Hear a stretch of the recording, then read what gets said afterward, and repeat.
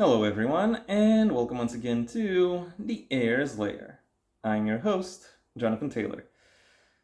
A few months ago, I won a bibliography giveaway organized by Virginia McLean, a writer, hiker, one could also call her an adventurer or thrill seeker, and a former Spanish teacher, or general former languages teacher, who was born and raised in Arizona, USA, and currently resides in Winnipeg, Manitoba, Canada. Or at least I assume she does. After going through her official Amazon and Goodreads profiles, I found out that she didn't actually send me all of her bibliography, just enough to whet my appetite, I guess. Nevertheless, I will go through all of her books that she has sent me, and then once I'm done, I might go through the parts of it that she that she hasn't. Starting with today's video, where I will be talking about the oldest book in her official bibliography, and one of two short story collections she is credited within. Rain on a Summer's Afternoon. This is not the first time I've read and reviewed a short story collection. I will, however, say that it is one of the shortest books I have ever read and reviewed for this channel at 54 pages. I think only the stuff by Después na Quemerido, which I looked into about 2.5-3 years ago, is is of a comparable length. Anyway, size issues aside, what can I say about the actual content of this book? Well, the TLEW for this review is this book is good. Like, it's not groundbreaking, but it is bound to keep and hold your attention. The 6 stories it is composed of run the genre gamut from historical fantasy to contemporary thrillers, and they tackle a broad enough variety of topics that I'm pretty sure all potential readers could find something to their liking and to their interest. So if you have this book in an afternoon, I have no problem suggesting that you combine the two. In fact, for some people, I might actually recommend it. And now that I'm done with the generics, it's time I delve a little bit into the specifics of this book.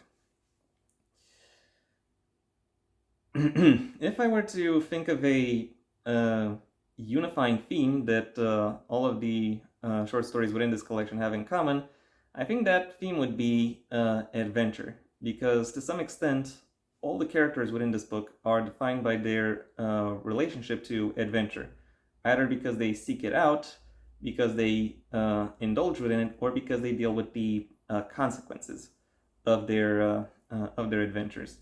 A potential secondary theme would be that of how these new experiences push them outside of their comfort zones, and therefore urge them to grow.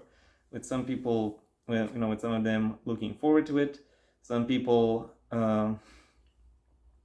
struggling with it, and some people coming to terms with what it is that they've been through. It is perhaps not as deep as I make it sound, but it is still intriguing or otherwise insightful, if I may say so myself. The title also plays into this, as the author herself has some very physical and very active associations with trying out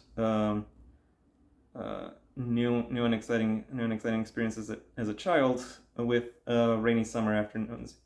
I assume that as an Arizona native, those were few and far between for her, but I digress. Now that I'm done talking about the collection as a whole, what can I say about its individual stories? Well, I'll go through them and let you know. Starting right at the beginning with the story that kickstarts this collection, Pretty Chains, about a sultan's slave, or perhaps concubine, who who dreams to once again regain the sense of freedom that her own mother rests her life for in order for her to experience. Despite the dark subject matter and the unintended Orientalism, if I'm to be perfectly honest, um, this story is written in a way that makes it very memorable. It has a lot of interesting linguistic flourishes that allow the atmosphere and the stakes to come that much more to life, and also the descriptions are written with plenty of eloquence and insight in order to allow the surprisingly complex setting to actually become more than just more than just a backdrop. The second story, the burning tree, and perhaps the inspiration behind the cover photo. No, not the burning tree, the burning oak. Sorry, is about a main character who finds herself fascinated with the titular tree, as in the burning oak. Unbeknownst to her, there is actually more to it than meets the eye. This story kind of straddles a line between realistic and impressionistic, as a lot of aspects about the setting are described in metaphor or with poetic language, but a lot of the relationships between people are depicted very much as naturalistic. I have to say, while that is an interesting juxtaposition, it isn't really played with over the course of the story. So it's very much just well, uh, something happened, something unusual happened. That's basically its appeal, or that's how I would summarize its appeal. Keep in mind, all of these, everything I'm about to say is my experience. The third story, and my choice for the best story in this collection, the Wolf Mage, follows a mage who has specialized herself in working with animals in order to as she deals with a case that challenges the limits of her expertise. This is another story that is very immersive, even though it is quite minimalistic, and all the events that unfold within it are portrayed in a naturalistic manner, and it also allows the world itself to to come to life and become more fleshed out through the insights that the main character is able to provide about her background and her let's say employment conditions. The fourth story, A Rose by Any Other Name, except perhaps Agnes, follows the titular character and the alter ego she fashioned for herself as she takes on and handles an unusual assignment. Even though this story marks the transition from from a more fantasy setting to a contemporary one, there is still a lot of the story still relies quite a bit on building impressions for its readers and setting up seeds for the for the potential backdrop that the that a larger within of the larger world within which the story takes place.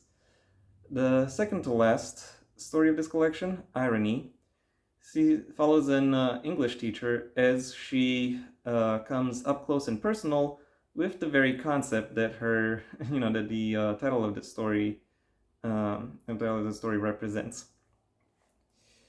It is it Of the entire collection, I think it is safe to say that this story has the most intriguing and in-depth character dynamics of the collection, allowing for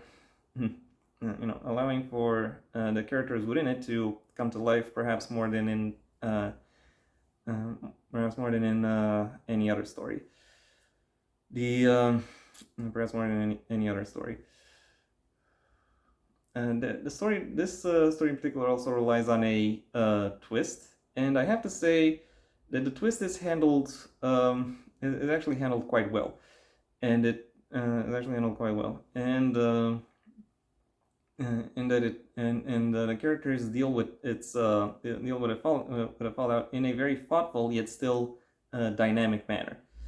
The last and unfortunately also least of these stories is Off Belay.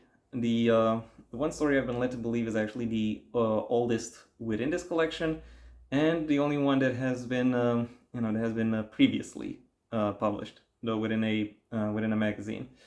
It's about an avalanche survivor who has to find her way back to civilization.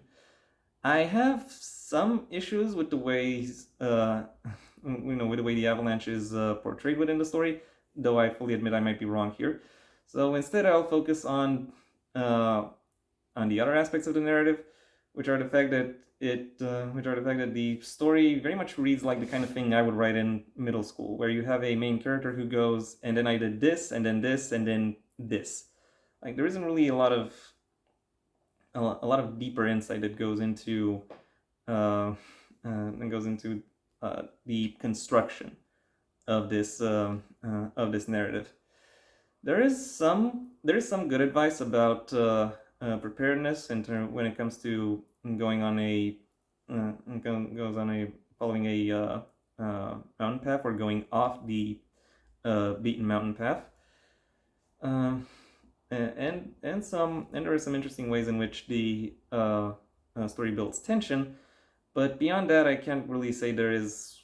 I can't really say that for me at least there is much to it. Even its attempts at humor kind of fall flat. So yeah, those are my impressions. Overall, while the quality of the individual stories ranges somewhat substantially, the content the content also has quite a bit of variance to it, and it is through that variance that I think that potential readers will be able to sample a